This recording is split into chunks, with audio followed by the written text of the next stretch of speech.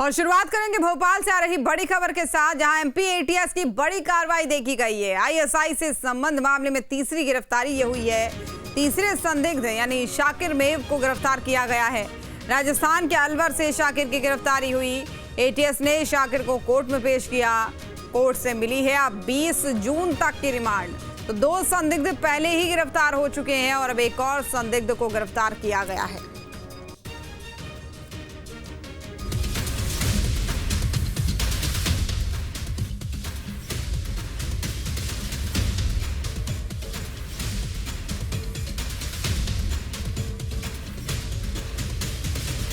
Madhya Pradesh ATS की जांच UP तक पहुंची। एमपी एटीएस के इनपुट पर यूपी में कार्रवाई। लोन वुल्फ फराज ने खोले नईम के राज। भोपाल से गिरफ्तार संदिग्ध आतंकी फराज ने एटीएस की पूछताछ में अपने साझेदार का नाम जाहिर कर दिया, जिसके बाद एमपी एटीएस के इनपुट पर यूपी एसटीएफ की टीम ने साथ मिलकर सहारनपुर में दबिश डाली। इस दबिश में एक व्यक्ति को गिरफ्तार किया गया। गिरफ्तार शख्स की पहचान नईम अब्दुल्ला बताई जा रही है, जो सहारनपुर के ननौता इलाके का रहने वाला है। दरअसल अभी हाल ही में एमपी एटीएस भोपाल से लोन वुल्फ मोहम्मद फराज को गिरफ्तार किया था। फराज पाकिस्तानी हैंडलर के संपर्क में आ चुका था। इसके बाद फराज आतंकी ट्रेनिंग ले रहा था। जांच के दौरान फराज के मोबाइल की पड़ताल हुई और उससे हुई पूछताछ में नईम अब्दुल्ला का नाम सामने आया। इसके बाद एमपी एटीएस और यूपी एसटीएफ ने नईम के बारे में जानकारी जुटानी शुरू की। नईम और फराज का संबंध देवबंद के एक मदरसे से रहा है। अब जांच एजेंसियां ये पता लगाने में जुटी हुई है कि दोनों के बीच किस तरह का संपर्क था और क्या ये संपर्क किसी बड़े नेटवर्क से जुड़ा हुआ है। मुझे इस बात का संतोष है कि हमारी पुलिस ने तत्परता पूर्वक भविष्य में कोई बड़ा आतंकवादी बनकर पाकिस्तान से भारत को संकट में खड़ा करे, वैसे आदमी को दबोच करके पुलिस ने उस पूरे नेटवर्क का खात्मा करने का काम किया और उस पूरे षड्यंत्र का पर्दाफाश किया। जिहादी मानसिकता का बहुत बड़ा साहित्य भी पकड़ाया है और ऐसे कहीं भी कोई किसी भी बिल में ऐसे सपेले घुसे होंगे, उनको पकड़ने में हमारी पुलिस सक्षम है। मैं बधाई देना चाहता हूँ। अगर इसका खुलासा हुआ तो संभव है कि किसी आतंकी संगठन से लिंक सामने आ सकता है, जिसकी जांच में अब एजेंसियां जुटी हुई हैं। उधर हिरासत में लिए जाने के बाद नईम से कई सुरक्षा और खुफिया एजेंसियां पूछताछ कर रही है। उसके mobile phone, social media activity और संपर्कों की जांच भी की जा रही है।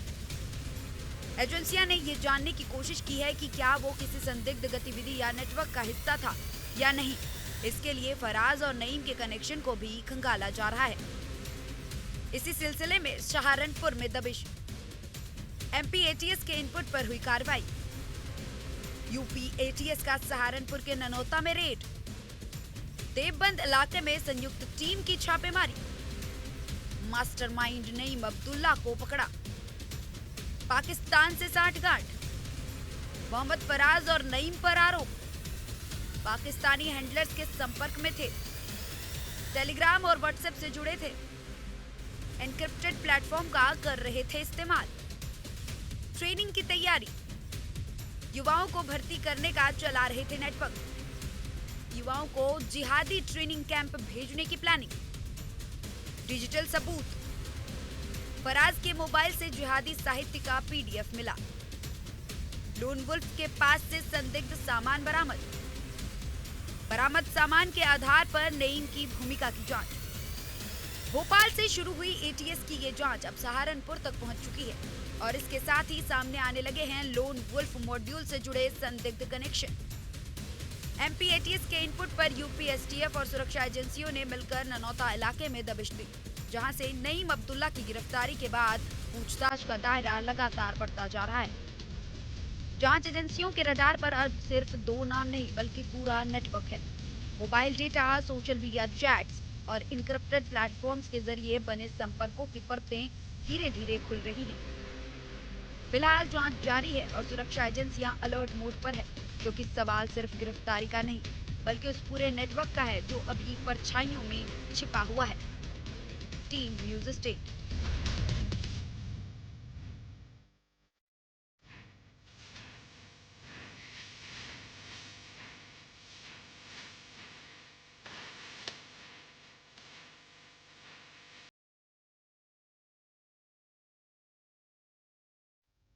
और सहयोगी अंकित श्रीवास्तव हमारे साथ इस खबर पर जुड़ गए भोपाल से लाइव। अंकित, पहले 2 की गिरफ्तारी और अब तीसरे की यानी एक और की गिरफ्तारी, कितनी बड़ी कामयाबी है?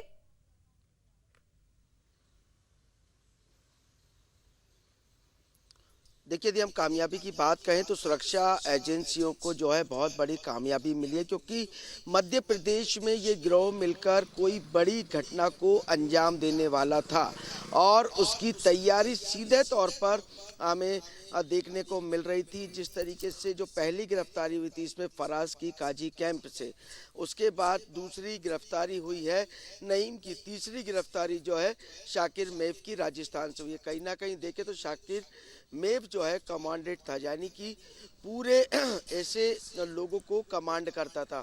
हालांकि काजी कैंप में कई वर्षों से जो है फराज रहता था और अपनी पत्नी के साथ कुरान की पढ़ाई कराता था मंगलवार को 10 से 12 बजे तक।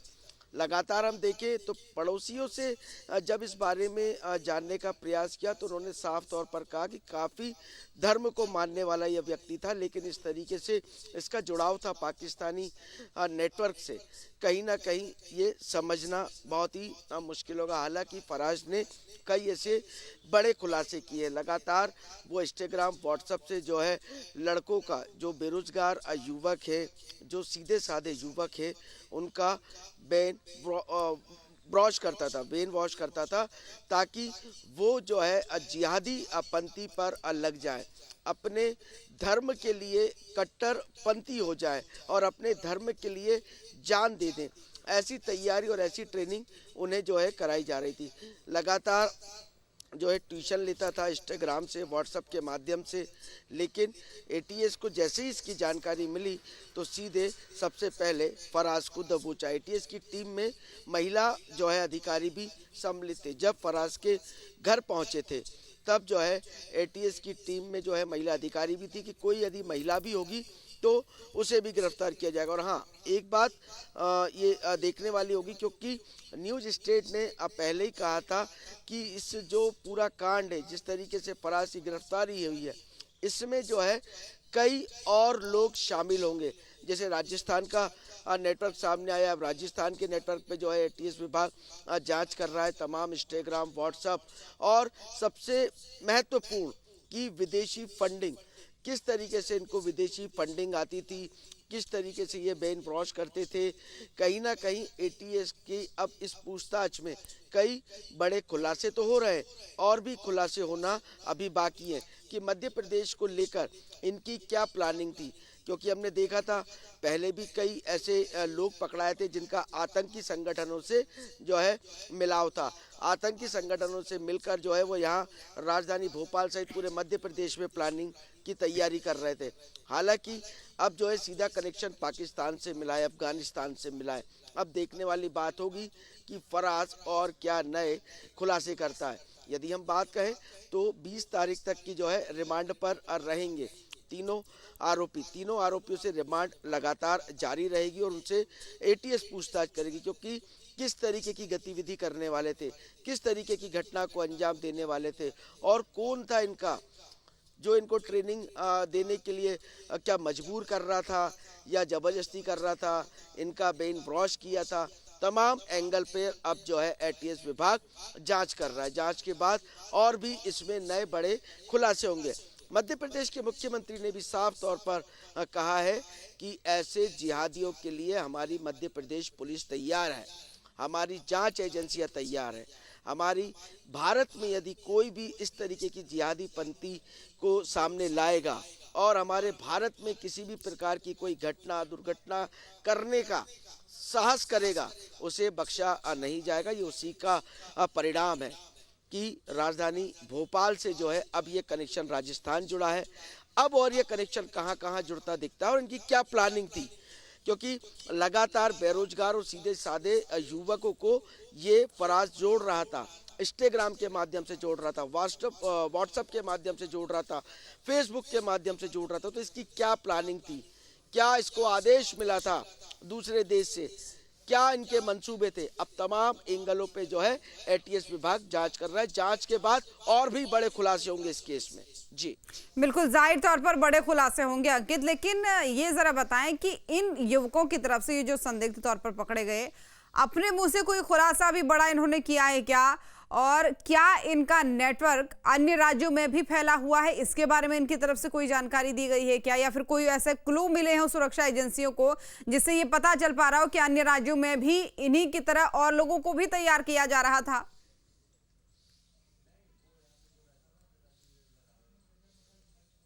देखिए, समझने वाली बात होगी क्योंकि फराज जो है लंबे समय से इंस्टाग्राम चला रहा था।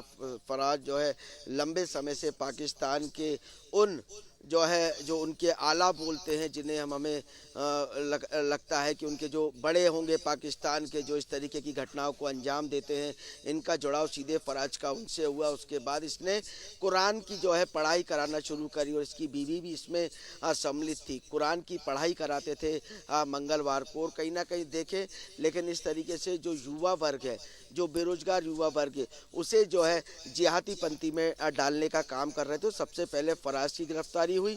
जब फराज से एटीएस विभाग ने पूछताछ करी तो फराज ने नईम का नाम कबूल किया। नईम के नाम के बाद जो है शाकिर मेव तक जो है एटीएस विभाग पहुंचा है। अब लेकिन लगातार हम देखें तो इसमें नए खुलासे हो रहे हैं। राजस्थान तक जो है अब ये मामला पहुंच गया, और कौन कौन से राज्य में इनके गुर्गे फैले हुए हैं, अब इसको लेकर जो है एटीएस विभाग जो है सख्ती से पूछताछ करता नजर आ रहा है। बिल्कुल, जाहिर तौर पर पूछताछ करनी भी चाहिए। 20 तारीख तक की जो रिमांड आप बता रहे हैं उसमें हो सकता है कि और भी कुछ बड़ी बातें सामने आए, लेकिन सबसे बड़ी चैलेंजिंग बात यह है अंकित कि अगर ये लोग इस तरीके की मानसिकता को फैलाते हुए एक पूरा ट्रैप तैयार कर रहे थे, युवाओं के लिए, लड़कों के लिए, भोले भाले लोगों के लिए ट्रैप तैयार कर रहे थे, तो अब प्रशासन के सामने कितनी बड़ी चुनौती है कि वो लोगों को समझाए कि इस तरीके के जाल में ना फंसे, या फिर क्या कोशिशें भी कोई सुरक्षा एजेंसियों की तरफ से, प्रशासन की तरफ से अब किए जाने की बात सामने आई है?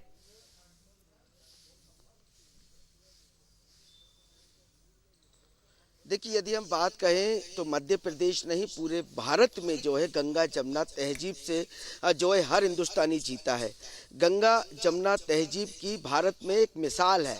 यदि हम प्रधानमंत्री नरेंद्र मोदी की बात कहें या मध्य प्रदेश के मुख्यमंत्री डॉक्टर मोहन यादव की बात कहें, हर तरीके से हर समाज, हर वर्ग को साथ लेकर चलने वाली सरकार है, और किसी भी तरीके से जिहादी पंथी ना आए, इसको रोकने के लिए लगातार जो है सरकार काम करती नजर आती है। हालांकि इस तरीके की कट्टर पंथी क्यों जो है युवाओं के जो है दिमाग में भरी जा रही है, उनका ब्रेन ब्रॉश किया जा रहा है, आखिर क्या मंसूबे हैं, देखिए समझने वाली बात होगी। क्योंकि जिस तरीके से राजधानी भोपाल से जो फराज मिला है, उसके बाद नईम मिला है, उसके बाद शाकिर मेव मिला है, कहीं ना कहीं एक बड़ी प्लानिंग जो है मध्य प्रदेश में होने वाली थी। हालांकि मध्य प्रदेश में कोई भी प्लानिंग करने से पहले ये लोग सोच लें, इनका दिमाग सोच ले कि मध्य प्रदेश में डॉक्टर मोहन यादव की सरकार है और सुरक्षा एजेंसियां हैं जो पैनी नजर ऐसे लोगों पर रखी हुई है। हर एक सुरक्षा एजेंसी जाहिर तौर पर और इनकी पहचान करते हुए उन युवाओं को जरूर बचाना चाहिए जो इस ट्रैप में फंसने वाले थे। अंकित, नजर बनाए रखिएगा पूरे मामले पर। धन्यवाद आपका। आपके मोबाइल पर तुरंत आएगी ब्रेकिंग न्यूज, स्क्रीन पर सबसे पहले दिखेगी बड़ी खबर, देश दुनिया की हर खबर एक जगह। अब आपके मोबाइल पर तुरंत फटाफट इंस्टॉल कीजिए न्यूज़ नेशन ऐप और रखिए खुद को अपडेट।